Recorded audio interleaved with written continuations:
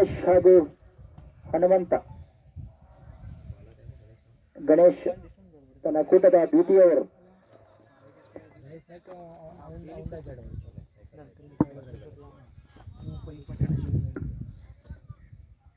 ಈಗ Dinesh to Hanumantha. Bat on delivery ಆಗ್ತಾ ಇದೆ.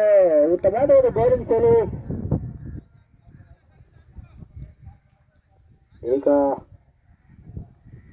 ಗಣೇಶ 36 36 ರನ್ನು 4 ಹುದ್ದೆಗೆ ನಷ್ಟಕ್ಕೆ.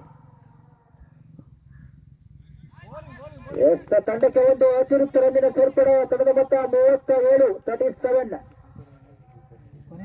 5 ವಿಕೆಟ್.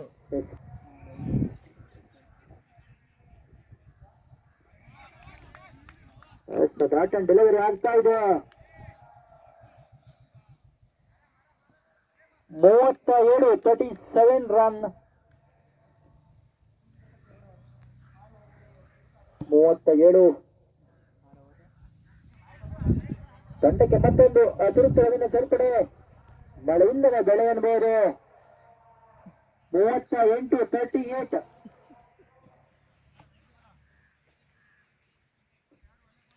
ಕೊನೆಯ ಓವರ್ನಲ್ಲಿ ಎಷ್ಟು ರನ್ ಬರ್ತಾರೆ ಕಾದು ನೋಡಬೇಕು. 38. ಉತ್ತಮವಾದ ಒಂದು ಹೊಡೆತ. ಕ್ಯಾಚ್ ಆಗುವ ಸಾಧ್ಯತೆ. ಔಟ್ ಆಗಿದ್ದಾರೆ ದಿನೇಶ್ ಅವರು. ಅವರ ಸ್ಥಾನ ತುಂಬಲು ಮತ್ತೆ ಬರಬೇಡ ದಂಡಿಗ ಪ್ರದೀಪ್ ಅವರು. ಪ್ರದೀಪ್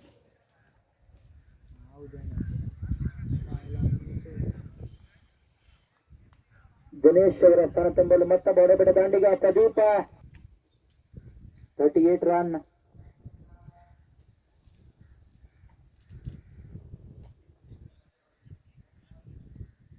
ಉತ್ತಮ ಹೊಡೆತ. ಕ್ಯಾಚ್ ಆಗುವ ಸಾಧ್ಯತೆ. ಗಾಳಿಯಲ್ಲಿ ಚೆಂಡು. ತಂಡಕ್ಕೆ 3 ರನ್ನಿನ ಸೇರ್ಪಡೆ. ಮೊತ್ತ 41 41. 41 ರನ್.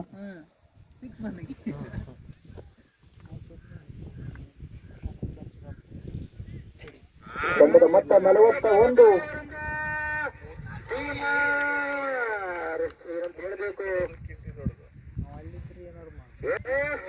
ಮತ್ತೊಮ್ಮೆ ಗಣೇಶ್ ಹನುಮಂತ ಔಟ್ ಆಗಿದ್ದಾರೆ. ಹನುಮಂತ ಅವರು ಅವರ ಸ್ಥಾನ ತುಂಬಲು ಮತ್ತೆ ಬಡಬಡ ದಾಂಡಿಗ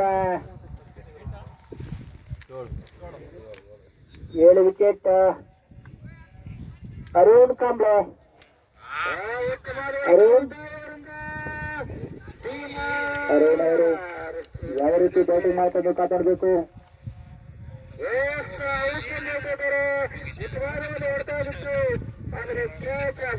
ಅರುಣ್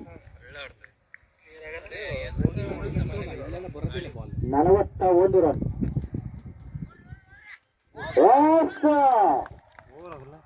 ಔಟ್ ಆಗಿದ್ದಾರೆ ಅರುಣ್ ಅವರು.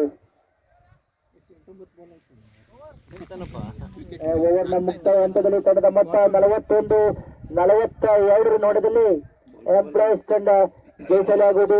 42 ಚೆಂಡಿನ ಮುಂದೆ 42 ರನ್. 42 ಚೆಂಡಿನ ಮುಂದೆ 42 ರನ್.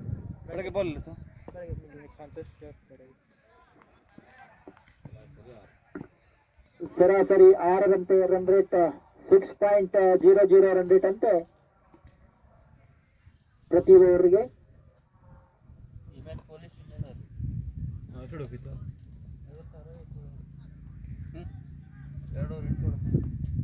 42 ಚೆಂಡಿನ ಮುಂದೆ 42 ನೋಡದಲ್ಲಿ ನಾಯಕರು ನಾಣ್ಯ ಚುಮಕಿಗೆ ಬರಬೇಕು. ಇಲ್ಲ ಮೈಕ್ ಪಾಯಿಂಟ್ ಅಂತ ಬರಬೇಕು. ಉದಯ ತಂಡ ನಾಯಕರು, ಹೆಲ್ತ್ ತಂಡದ ನಾಯಕ ಹಾಗೂ ಟಿಪಿ ತಂಡದ ನಾಯಕ. ಟಿಪಿ ತಂಡ ನಾಯಕರು ಇಲ್ಲಿದ್ದಾರೆ. ಅದೇ ರೀತಿ ಹೆಲ್ತ್ ತಂಡ ನಾಯಕ ನಾಣ್ಯ ಚುಮಕಿಗೆ ಬರಬೇಕು. ಮೈಕ್ ಪಾಯಿಂಟ್ ಹತ್ರ ಹೆಲ್ತ್ ತಂಡ ನಾಯಕ ಶಿವು ಬೆಳಿಗ್ಗೆ ನಿಮ್ಮ ತಂಡದ ನಾಯಕರನ್ನು ಆದೇಶಿಸಿದ್ರೆ ಕಳಿಸ್ಬೇಕು.